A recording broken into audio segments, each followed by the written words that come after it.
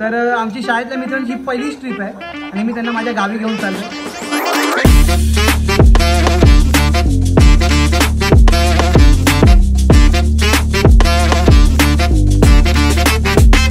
नमस्कार मित्रांनो, स्वागत आहे तुमचं नवीन एका ब्लॉगमध्ये. तर माझ्या चेहऱ्यावर हा जो तुम्ही आनंद बघताय तो फक्त आणि फक्त एका कारणामुळे आहे, ते म्हणजे मी आत्ता चाललोय कोकण ट्रिपला. आणि यावेळी माझ्या फॅमिलीसोबत न जाता मी चाललो माझ्या शाळेतल्या मित्रांसोबत. तर आमची शाळेतल्या मित्रांची ही पहिलीच ट्रिप आहे आणि मी त्यांना माझ्या गावी घेऊन चाललो आहे. आधी तर मी गावी घेऊन जाणार आहे, त्यानंतर आम्ही गणपतीपुळे, मार्लेश्वर अशी बरीचशी ठिकाणं फिरणार आहोत. तर आमच्या या कोकण दौऱ्याचे सगळे अपडेट्स जर तुम्हाला पाहिजे असतील तर आत्ताच्या आता चॅनलला सबस्क्राईब करा आणि बेल आयकॉन दाबायला विसरू नका. तर आता आमची वसईवरून ट्रेन आहे टू रत्नागिरी. तर आता सगळे आता स्टेशनला भेटले आहेत. आता मी पण चाललो, मला उशीर झाला आता इंटरव्ह्यू वगैरे देण्यात. तर आपण डायरेक्ट आता भेटूया स्टेशनला सगळ्या मित्रांसोबत. आमचा फोटो काढण्याचा तेवढा वेळ गेला की आता मागे ट्रेन आली आणि आम्ही अजून त्या कोपऱ्यात त्या एंडिंगला जायचं आम्हाला. आता बसल्यावरतीच तुम्हाला दाखवेन. आपले चोरगे शेट आहे तिकडे आणि मागे अजून मंडळी आहे आपली. लेट्स गो.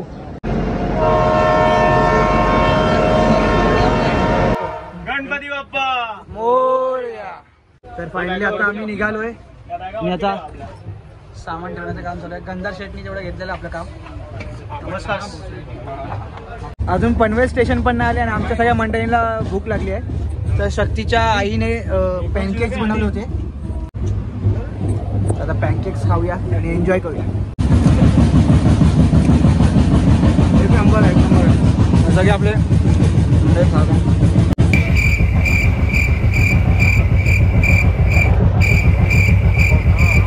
आता आमची गाडी पनवेलला थांबली तर जरा ब्रेक म्हणून काहीतरी खायला प्यायला आम्ही बाहेरूनच घेतोय.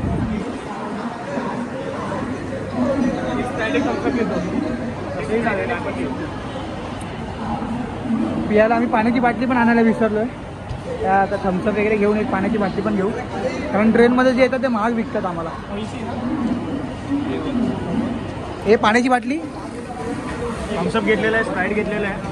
जर आम्हाला जेवायला तर तसा वेळ आहे. आता 11:30 वाजलेत काहीतरी. आम्ही 1:30-2 पर्यंत जेवून घेऊ. आता गंधारनी आणि बऱ्याचशा लोकांनी असं भात आणि असं चपाती वगैरे आणली आहे, ते खाऊ. बघूया आता काय. तोपर्यंत समोसा एन्जॉय करू. आता पनवेल स्टेशनला ते 5 मिनटात थांबणार होती, म्हणजे टायमिंग 5 मिनटाचा होता, पण जवळपास आता 25 मिनटं झाली गाडी थांबली आहे. तो लेट्स सी. अजून सिग्नल तर लागला नाही आहे. लागला सिग्नल आता ग्रीन होतोय.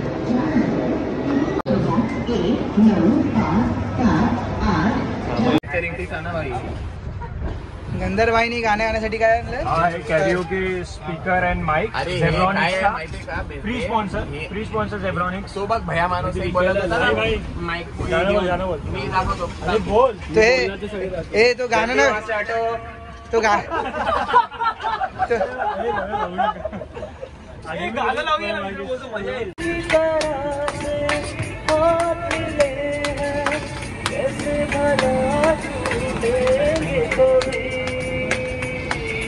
तेरी बाहों में बीती हर शाम, बेवफा ये भी क्या याद नहीं क्या हुआ तेरा वादा, वो कसम वो इरादा.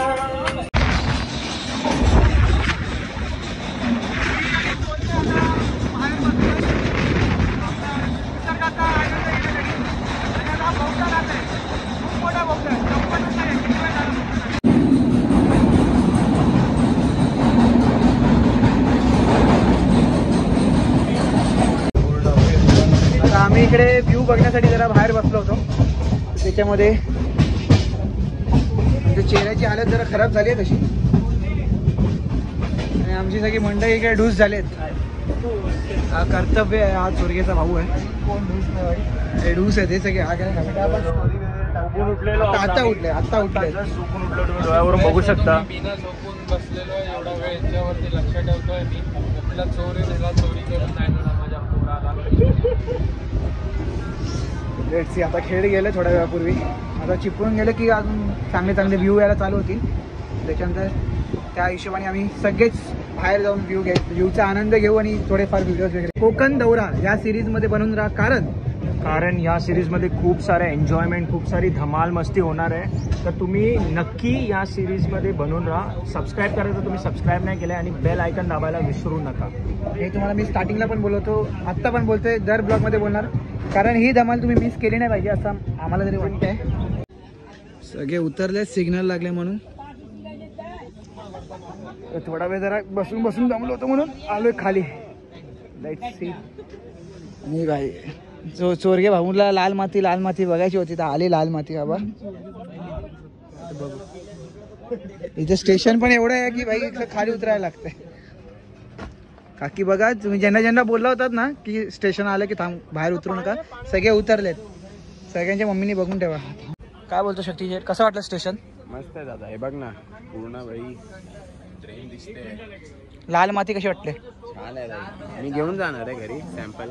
घेऊन जा कोकणातली माती माझ्या गावची घेऊन जा. हा मग, आणि भैया लोकांना दाखवणार आहे. पुन्हा एकदा आम्ही थांबलोय चिपळूण स्टेशनला. परत एक हॉल्ट आहे, हॉल्ट नाही आहे तसा, क्रॉसिंगसाठी थांबली असेल. चिपळूण. नंतर शेठ काय घेत आहे? अरे आम्ही पाण्याची बॉटल घेतोय दादा.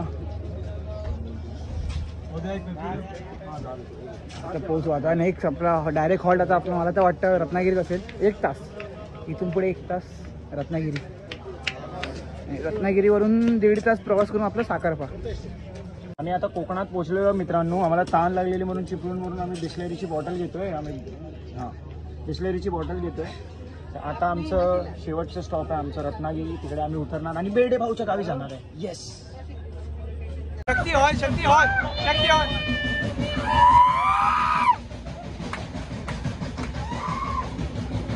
शक्ती.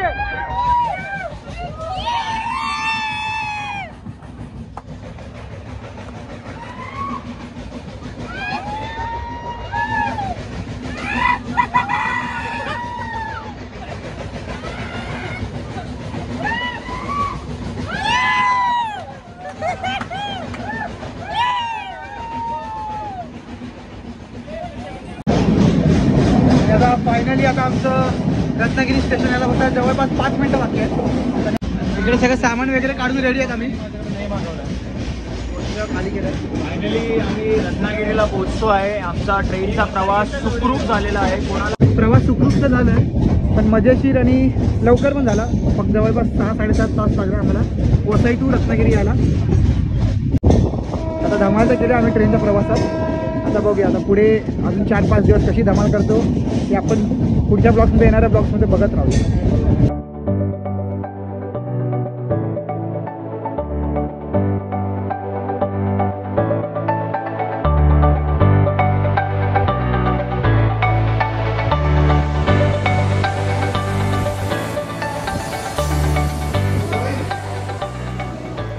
तर बेर्डे फायनली आपण पोहोचलेलो आहोत. Let's go. Ratnagiri station, Finally. Virar स्टेशनवरून आता मी आलोय direct Ratnagiri. To Ratnagiri station. Yes. मध्ये आपला प्रवास एकदम सुखकर, एन्जॉईंग आणि मस्त एकदम धमाल झालाय. आता आम्ही जातोय मेन रोडला, जिथून आपल्याला साखरपासाठी एस टी मिळेल, म्हणजेच कोल्हापूर सांगली. ती गाडी पकडून जाऊ साखरपाला. मग साखरपात काही सामान घ्यायचं आहे, ते सगळं घेऊन आम्ही देवडाला जाणार आहे, म्हणजे माझ्याच गावी. तर लेट्स गो. आता 5च्या दरम्यान आम्ही रत्नागिरी स्टेशनला पोहोचलो होतो. आता आम्हाला जवळपास 8:45 वाजले. साखरपेला डेपोला पोहोचला. त्याच्यानंतर 20 ते अर्धा तासांमध्ये आम्ही देवडाला पोहोचणार. म्हणजे असा आमचा हेक्टिक प्रवास असा आहे. आता फायनली पोहोचतो आहे देवड्याला. आता मध्ये काय झालं, कसं झालं ते कोणालाच विचारू नका, मला कमेंटमध्ये पण विचारू नका, काहीच करू नका. पण ते झालं, सुखरूप पोहोचलो आहे आम्ही. आता सुखरूप म्हणजे सगळं चांगलं होतं. पोहोचलो आहे आता. आमच्या अगोदर काही मंडळी होती, अर्धी जण अगोदर पोहोचली होती. त्या लोकांना सांगितलं तर सामान वगैरे घेऊन रेडी राहा. तर ते आता सामान वगैरे घेऊन रेडी आहेत. आता लगेच वडाप नाही तर रिक्षा करून आता आम्ही चाललो आहे देवड्याला. कारण आता देवड्याला जाण्याचे सगळे बस गेले आहेत. तर आता आम्ही वडाप नाही तर रिक्षा करून आम्हाला देवड्याला जायचा ऑप्शन आहे. तर आता आम्ही आलो आहे घरी दरवाजावरून. पण लोकांचे सगळ्यांचे रिॲक्शन घे, कसं वाटतं त्यांना गाव तसं सध्या पुढचं. एकदम मस्त वाटतंय, एकदम छान आहे. छान आहे.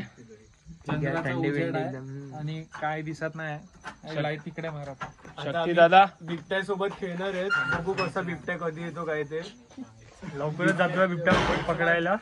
तर आता आम्ही गावात पोचलोय आणि सगळं सामान वगैरे आम्ही घरात ठेवलं आणि आता आम्ही आलो दत्ताच्या मंदिरात पाया पडायला. तर दत्तांचं मंदिर मस्तपैकी सजवलं होतं. सगळं चांगला प्रोग्राम होता पण आपण मिस केला कारण आपली ट्रेन उशिरा झाली आणि नंतर सगळा आपला प्रोग्राम होता पुढचा तो पण उशिरा झाला. आणि आपलं दत्तांचं मंदिर फार सुंदर मूर्ती आहे.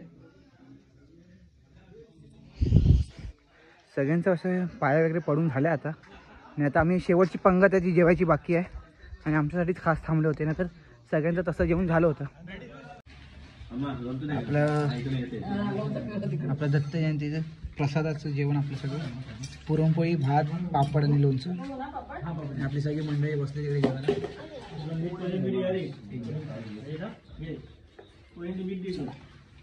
जेवणाला सुरुवात करूया. आता आजच्या दिवसातला आमचं सगळं संपलंय प्रोग्राम. सकाळी आम्ही ट्रॅव्हलिंग करून कसे लेट झाला होता आम्हाला तरी आम्ही आलो होतो. दत्त जयंतीचा प्रोग्राम मला भेटला नाही पण पाया पडलो दत्ताच्या मंदिरात जाऊन आणि त्याच्यानंतर आम्ही जेवलो प्रसादाचं आणि आता मी घरी आलो आणि आता आम्ही झोपायची तयारी करतोय. तर हा व्हिडिओ जर तुम्हाला आवडला असेल तर व्हिडिओला लाईक करा, शेअर करा आणि चॅनलला सबस्क्राईब करायला विसरू नका. तोपर्यंत जय हिंद, जय महाराष्ट्र, जय देवडे.